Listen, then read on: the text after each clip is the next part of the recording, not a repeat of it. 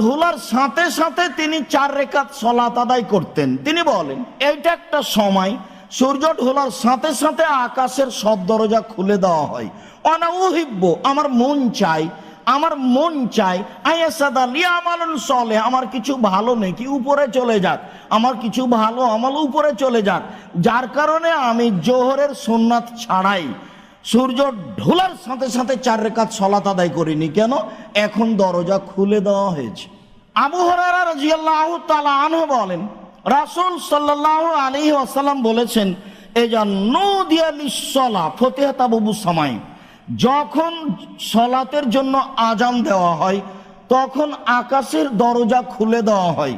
যখন সালাতের জন্য আজান দেওয়া হয় তখন আকাশের দরজা খুলে দেওয়া হয়। ও উস্তুজিবা দোয়া, ওই সময়তে দোয়া কবুল করা হয়, ওই সময়তে দোয়া কবুল করা হয়, ওই সময়তে দোয়া কবুল